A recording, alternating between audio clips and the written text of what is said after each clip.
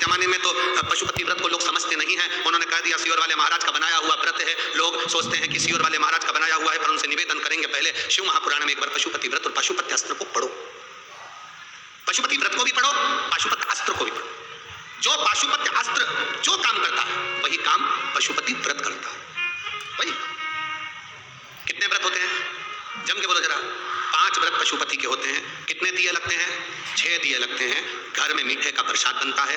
पूजा की थाली जो सुबह जाती है मंदिर में, वही थाली शाम को जाती है। शाम को 6 दिए प्रसाद एक साथ इकट्ठा जाता है। मंदिर में जाकर सबसे पहले 6 दिए रखे जाते हैं, फिर प्रसाद के 3 हिस्से करे जाते हैं। प्रसाद के 3 हिस्से होने के बाद 5 दिए को जलाया जाता है। रखे कितने जाते हैं?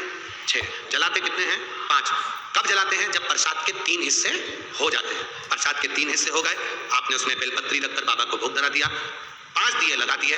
दिए जमीन पर 6 ही रखना।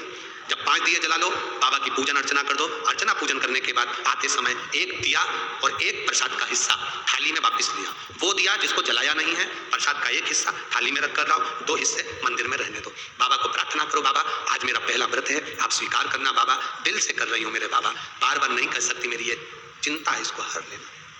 प्रार्थना करो। एक ही मंदिर में 5 व्रत पूरे करना। बीच में कहीं जाना पड़ जाए, व्रत छोड़ दो, आकर करो। तुम्हारे यहाँ शादी फंक्शन आ गया, छोड़ दो, बाद में करो। कहीं तुम्हारे यहाँ कोई 30 त्योहार आ गया, कोई व्रत पड़ गया, जो व्रत तुम पहले से करती हुई आ रही हो, वो व्रत करना जरूरी है, तो पशुपति व्रत को उस दिन छोड़ दो, अगला व्रत कर लेना। गिनाई में 5 ही आएंगे। रजोधर्म आ गया, रजस्वला हो गए, व्रत छोड़ दो, अगला व्रत कर लेना।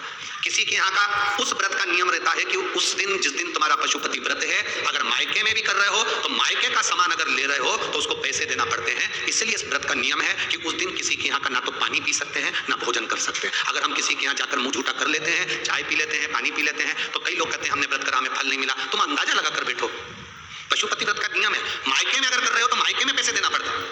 मायके में अगर भोजन कर रहे हो पशुपति व्रत वाले दिन, तो उसको पैसा देना पड़ेगा। अपने पैसे से पूजन करो, अपने पैसे से उसका फल मिले।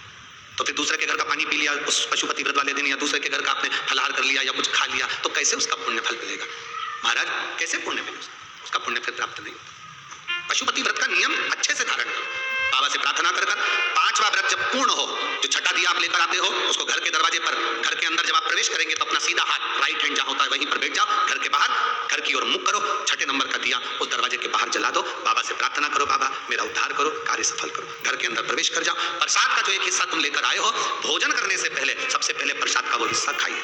प्रसाद में नमकीन ना बने, इसका ध्यान रखें। जो भगवान को हम प्रसाद के 3 हिस्से करेंगे वो मीठा ही बनना चाहिए। घर पे जो भोजन करो उसमें तुम नमकीन खा सकते हो, मना नहीं, पर पहले जो प्रसाद का हिस्सा लेकर आए हो उसे खाना है, फिर भोजन करना है। 5वां व्रत जब हो, उस 5वें व्रत में एक श्रीफल भेंट बाबा को समर्पित करो। 108 फूल, पंखड़ी, चावल, मूंग, जो तुम बाबा को 108 दे सकते हो। 108 का मतलब क्या होता है?